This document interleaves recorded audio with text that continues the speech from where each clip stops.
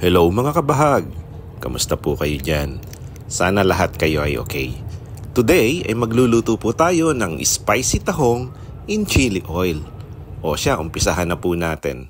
Bumili lamang ako ng 2 kilo na quality tahong dito sa farmer's market. At dahil nga malalaki ang tahong na ito, kaya naitanong ko kay ate kung saan ba nanggagaling ang supply niya.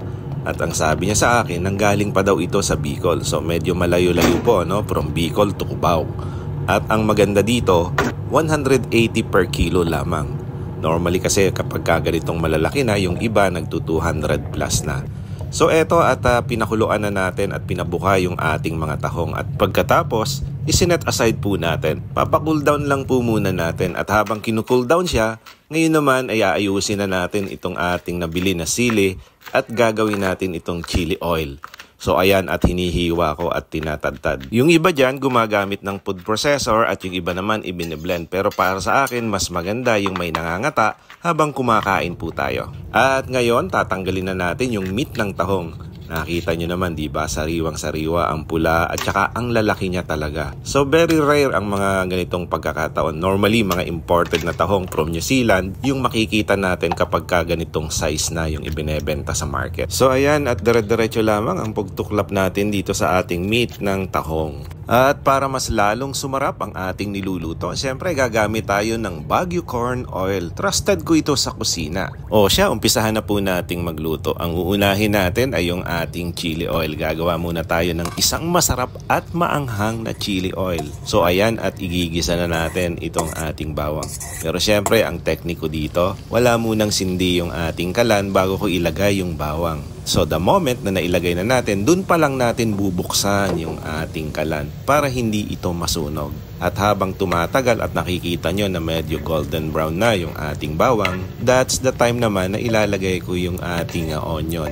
White onion nga po pala ang ginamit ko rito. So pampadagdag lasa pa rin po ito mamaya para sa ating chili oil. At ngayon, ilalagay na natin yung tinadtad ko kanina. Mano-mano lamang ang ginawa ko rito na pamamaraan ng pagtadtad. At katulad nung palagi kong sinasabi sa inyo, huwag kayong maiinip. Habaan po natin ang ating pasensya kapag tayo ay nagluluto. And I'm sure at the end of the day, your patience will be rewarded. So ayan, katulad nung ginagawa ko ngayon, dahan-dahan lamang at marahan, mahaba ang pasensya. By the way, nagdagdag din nga po pala ako dito ng blended siling labuyo. Iyon na isa sa mga tekniko para at the same time parang paste na rin ito kapag naluto na hindi matatabunan yung tinadtad ko na sili kanina. Katulad na lamang nung nakikita nyo ngayon dito sa video. O diba? May pagka-paste pa rin siya na lutang yung sili. Naglagay din nga po pala ako dito ng konting oyster sauce at saka toyo para may konting lasa na kaagad kapag kinain natin. At kapag okay na, pwede na nating isalin ito. And remember, yung wok na pinaglutuan natin ay huwag nating huhugasan. Dito pa rin natin igigisa yung ating garlic para mas lasang-lasang garlic kapag iginisa na natin itong meat ng tahong. Napansin nyo ba, solid sa laki itong ating nabili na tahong? At syempre, masaya ako dahil quality ito. So ayan, at igisa lamang natin ng may kasamang pagmamahal. Naglagay din ako dito ng pepper powder, sinamahan ko ng toyo at saka oyster sauce. Ito ang magpapalasa sa kanya kapag nag-incorporate na ang lahat ng sahog na ating gagamitin dito. At syempre, the star of the show, lalagyan na po natin ngayon ng sangdamukal na sili.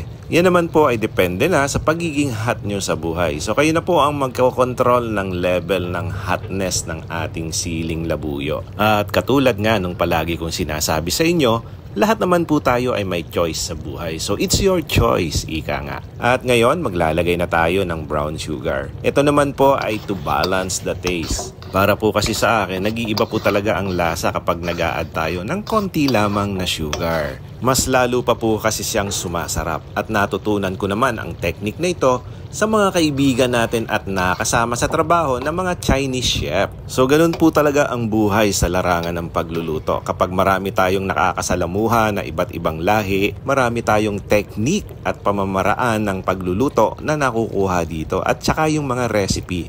Yung iba dyan ay hindi po madamot magturo ng kanilang mga kaalaman. O siya, balikan na natin itong ating luluto. Napansin nyo ba? Ito, grabe, ano? Yung oil ng sili at saka pagsasamahin natin yung meat ng tahong ay talaga namang grabe. Super yummy po ito. So ayan, almost done na ang ating spicy tahong in chili oil. At kung kayo ay nanonood pa hanggang ngayon, ibig sabihin, nag-i-enjoy na po kayo. At ibig sabihin din po nun, natututo na kayong dumiskarte sa buhay at natututo na din po kayong magluto little by little. Kaya follow, like, and share naman dyan for more easy recipe. Oh guys, ano pang hinihintay nyo? Attack! O siya, umpisahan na po nating kumain. Halika at samahan nyo akong tikman nitong ating spicy tahong. Grabe guys, kung andito lang kayo, I am sure kanina pa kayo ginugutom. Yung amoy niya, tapos yung aroma ng siling labuyo, grabe, pumapasok sa loob ng ilong. At napakaanghang niya talaga. So iyon ang magdadala sa atin para makakain tayo ng isang masarap na dish. Yung habang sumusubo tayo, pinagpapawisan tayo kasi nga sa sarap at anghang. Na-experience nyo na ba yun? O ano, natatakam na ba kayo? Comment naman dyan para alam ko kung saan nakarating itong ating spicy tahong. Grabe guys, lumalaban talaga siya sa anghang. At alam nyo ba kung bakit nasanay akong kumain ng maanghang? Noong kasing time na nag-aaral ako ng college at nagpa-part-time ako sa isang restaurant, karamihan sa mga empleyado nito ay mga taga Bicol at hindi lang yun. Ang chef cook dito ay taga Bicol din.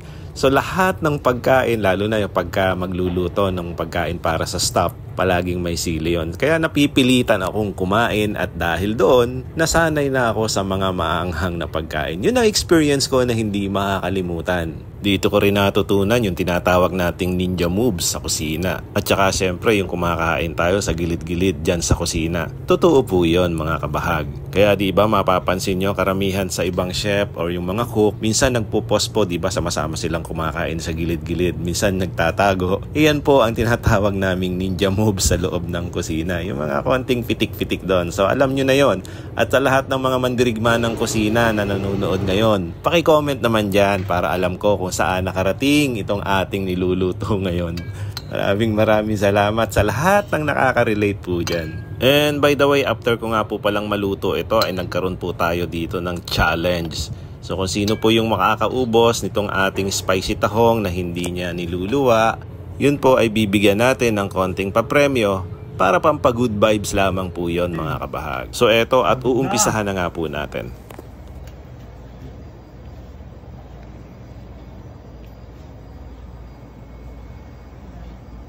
Ayos. Brother, ang lasa, masarap ba? Masarap po. Kanin, Masarap. gusto nyo? Masarap, chef. Actually, masarap yan.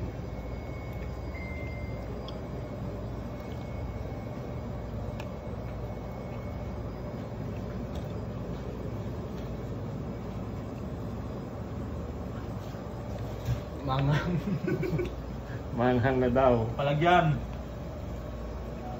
Solid talaga tong mga to.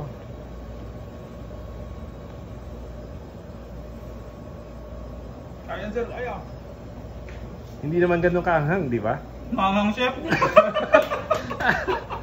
Manghang pala. Manghang. So ngayon, at least pwede na nating masabi sa lahat ng mga customer nyo na talagang maanghang yung itinitinda nyong sili dito. Di ba? O, ayan. So 3 supot lang naman yan eh. Pero ang hindi nila alam, nauna na akong kumain ito kaya alam ko kung gaano kaanghang ito. At para sa akin, mas maanghang syempre, mas masarap. Mas malakas din ito sa kanin. So ayun, at natapos na nga nila itong ating munting challenge at ngayon syempre ibibigay na rin natin yung ating prize. So hanggang dito na lamang at maraming salamat po sa inyo mga kabahag. So paano guys? Thank you for watching. See you on my next video.